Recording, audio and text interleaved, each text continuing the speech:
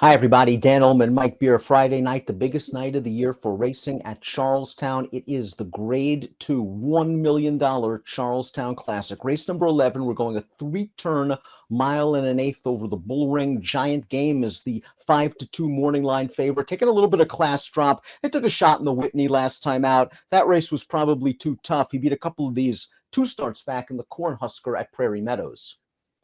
Yeah, I got a nice figure for that win, that Grade 3 win. Two starts back, going this distance, Dan.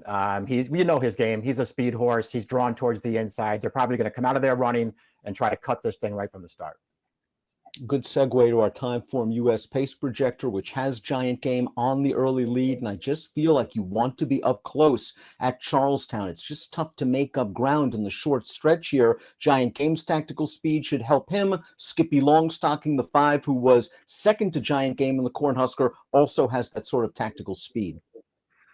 Yeah, if you're not going to come out of there running, you at least want to make a move up the backstretch and at least get yourself into position as this field goes around the third turn of this race. Because you're right, the stretch is way too short. You can't make up that much ground. The number 1 is Eastern Bay. This horse is a millionaire. He won the General George, a graded stakes race sprinting earlier in 2023. He bled very badly in the Frank Whiteley 3 starts back. They tried him at Charlestown in his last 2 races without much success. Last time out, he didn't pick up his feet. He was in against a very good sprinter at Charlestown, a horse that's won 9 of 14 and controlled a slow pace. Yeah, and now he's got to stretch out in distance, which is a big question for him, Dan. The Lasix has to come off again, which obviously is something you want to concern yourself with, considering that Whiteley. So there were things working against this horse. He's a really, really nice horse. There are just things working against him in a race like this. Love the way Giant Game has been managed by his connections. He was a very good 2-year-old. He was third in the 2021 Breeders' Cup Juvenile. Things didn't work out at 3. They gave him time. He's come back strong as a 4-year-old. Winner of the Cornhusker, 2 starts back on a day where the inside and speed seemed to be good. I'm not going to hold the Whitney against him. He was just in too tough. His speed makes him very dangerous. Yeah, he was just in way over his head in the Whitney last time. You're supposed to forgive him for that one. He's on the lead in this race, it seems. His effort 2 back was actually pretty good, Dan. I thought he ran really well in that race. His overall form is rock solid. I get him as the morning line favorite. Doesn't mean I'd necessarily want to bet him in this race, but he's probably the horse to beat. The number 3, Perfect Flight, is the stakes winner on dirt. He's graded stakes placed on turf, and it looks like maybe he's returning to form off this victory when entered for the $80,000 claiming auction at Del Mar earlier this meet. You see Perfect Flight kind of in behind horses. He's going to get out, however, and once he does and takes aim on the leader, he finishes the race off very nicely. Yeah, I like this performance from him too. It certainly feels like maybe it got him at least back on track. There were some good races towards the end of last year, Dan. I still am not sure how good I actually think he is. He's a little bit inconsistent for me, but I did like his last win. The number 4, Doppelganger, seems very versatile from a distance perspective. He pulled off a big upset, rallying from well off the pace in the Grade 1 Carter handicap. And in his most recent start, the Battery Park at Delaware, he successfully went a mile in his 16th. Now, I know there were only 2 other horses in this race, but the horse that he ran right by, Riding with Biden, is pretty good. He's a graded stakes winner, and he bounced out of this disappointing performance to win a high-level allowance at Parks earlier this week with a 94 buyer. Yeah, the other 2 horses in this race are both pretty good. And this horse just wins it really easily. It's obviously maybe not the test that you would want to see for this horse stretching back out around 2 turns in that race, Dan. But he took care of some nice horses. I thought he did it pretty professionally. He's got the back races to be really, really tough in here. And he can keep himself at least mildly forward. He won that Carter, the Grade 1 3-back, from well off the pace, but that pace was really fast. If they don't go that fast in here, he shouldn't be that far away. The 5, Skippy Longstocking, likes this distance and is very classy. He's a multiple graded stakes winner. Now, he was second behind Giant Game in that Cornhusker. Again, I thought the inside was good, speed was good. Giant Game got to the lead. Skippy Longstocking was in the pocket. Skippy Longstocking got to the outside and looked like he was going to make a run in the second turn and then kind of stalled a little bit and then was game to re-rally for second. Yeah, that's how I looked at it too. I mean, he ran fine in that race. I thought overall he just had a really, really good trip. And I just didn't really think it was as close as the final margin might suggest that it was. To me, there was never a point where it looked like Skippy Longstocking was going to win that race. He still ran fine, though. He shows up every single time. There could be another good trip coming for him here. I think he's easy to make a case for. He's just another one I'm not sure I would, want to bet at any kind of short price.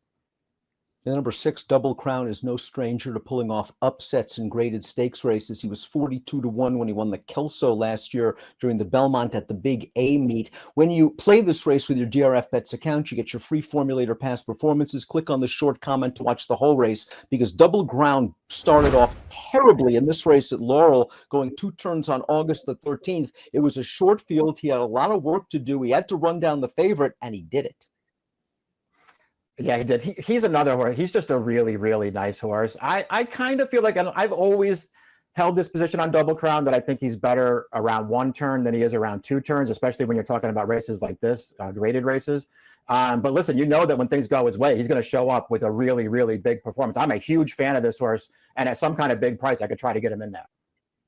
The 7 is Call Me Fast. He earned a couple of graded stakes placings, 2 and 3 starts back in Kentucky. Looked like he was on the cusp of a big performance going into the Cornhusker. Now, he saved ground in mid-pack in the early portion of that race, split 3 horses 3 wide on the second turn, and for a second looked like he was going to win once he eased off the rail, turning into the stretch. And just as quickly as it looked like he got into contention, he backed out of it. Maybe blinkers back on's the answer. Yeah, I wonder if it is too. I had the same impression of his Cornhusker that it sounds like you did, Dan. He was in a little bit of traffic around that final turn. He never got stopped, but he was in some traffic. He made a huge run into the stretch, like he was going to go right by Giant Game on the lead, and then he just came up completely empty in there. I still thought it was a good performance. I liked his efforts 2 and 3 back in graded stakes races around 2 turn. I think this horse might be really coming into his own now. I don't want to give up completely on the 8 Dash Attack, who was a multiple stakes winner last year at 2. He finally got back to the winner's circle 2 starts back in an off-turf allowance race at Ellis Park. They tried to stretch him all the way out last time out in the Birdstone, and maybe that distance is too far for him, but it didn't help that he caught the best marathoner in the country. Yeah, he had no chance with Next in that race. Even so, I don't think I'm going to be too hard on him for maybe not really handling the mile and 3/4. The race 2 back was fine. There were only 3 other horses in there. One of those was Ease, so it was really a 3-horse race, and he won that race pretty easily. I'm hoping that he can get back to one of his really good races here, that he maybe take another step forward. I thought he was actually pretty good as a 3-year-old. I haven't seen him really take a step forward yet, but I think there's a chance that he does.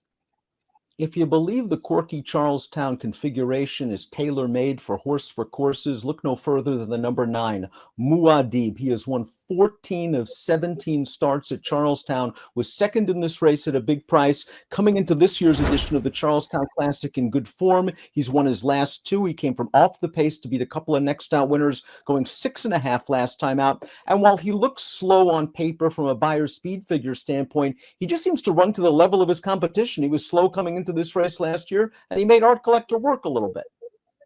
Yeah, it's true. That's the one race I think you want to focus on with him, because I think just looking at him on paper, you probably wouldn't get too interested in him here, but he does like this track. It can be a big advantage on these bull rings. Some horses will really handle it, and some horses will not. And he did run in this race last year against, listen, Art Collector at his best, better than anything in this field by far. And this horse actually did make him run a little bit. Wonder if I've had enough of O'Connor, and I know he's good enough and fast enough on his best day to win a race like this, but it seems like he's had his chances in his last couple. And the Ghost Sapper 2 starts back, he got up close to a pretty moderate pace. He got the jump turning into the short stretch at Gulfstream, and he couldn't hold off a big long shot. And last time out in the West Virginia Governor's Cup, he got up for 3rd, but he never threatened. Yeah, it just kind of felt like in that last one, he was running when that race was already over. He never really had a chance to impact. I don't know. I'm kind of with you, Dan. He looks good on paper, but when I go back and go through his races, I don't really like anything about this horse. The horse drawn on the far outside is the only also eligible. That's the 11 Martin Man. He's a West Virginia bred. He's a really likable horse. He's hit the board in 36 of 59 lifetime starts. But if he runs in this race, he'll be a deserving 50-1 shot.